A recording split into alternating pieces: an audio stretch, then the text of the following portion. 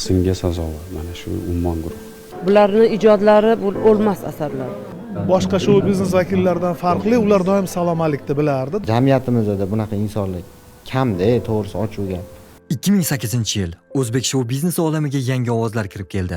Ularning yuzi hech kimga tanish emas, ammo qo'shiqlari butun respublika bo'ylab hit darajasigacha ko'tarilar, taronalari juda tez tarqalardi. Garchi o'sha paytlarda ijtimoiy tarmoqlar u qadar rivojlanmagan bo'lsa ham, ular oynai jahon orqali bironta ham chiqish qilmay, hech qanday PR va reklamalarsiz yulduz darajasigacha yetgan yagona guruh bo'lgan deyish mumkin. 2016-yilda eng yaxshi guruh sifatida e'lon qilinishganda ham, kulgu jamoalarning hazillarida doimo nishon bo'lishgani ham rost. Shuning ta'sirida ham ularga asosan yigitlar tomonidan tanqid toshlari otilgandir balki. Ammo bir yil davomida rekord darajadagi konsertlar uyushtirgan, stadionlarga millionlab tomoshabinlarni yig'a olgan musiqiy jamoa sifatida ko'pchilik ularga ich-ichidan tan bergani ham haqiqat.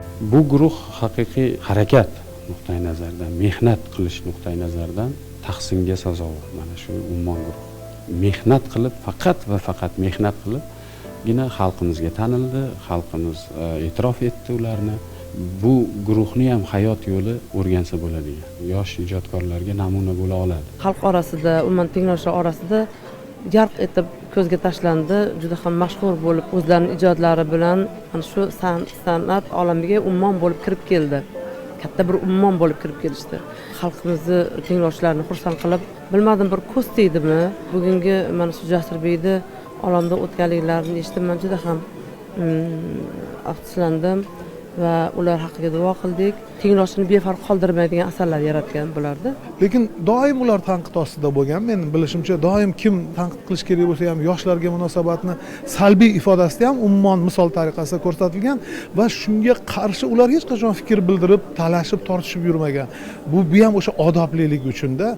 Ko'chacha fikrlaydigan bolalar ham o'sha bluetoothlar orqali tarqalgan qo'shiqlarni uyda yashinib eshitganiga ishonaman. Guruhdagi eng samimiy, eng guruh yuzi, guruh nomidan nima masala bo'yicha har doim shu inson gaplashardi, shu inson javob berardi, shu inson intervyularda har doim faol bo'lgan. Hayotda ham hech qachon yaqinlari, do'stlaridan hech qachon yordamini, maslahatini ayamagan.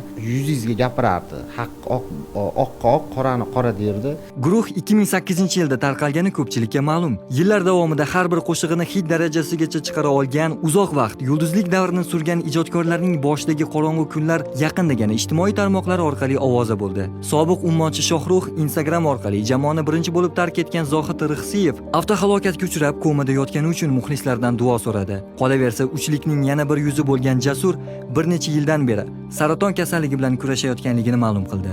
Ollariga borgan paytlarimda juda ham bir nima deydi, ibratli suhbatlar, bir hayotga shukronalikka juda yaxshi bir maslahatlar beruvdilar. Hech qachon shunchaki yuz o'girib ketmaganda u inson.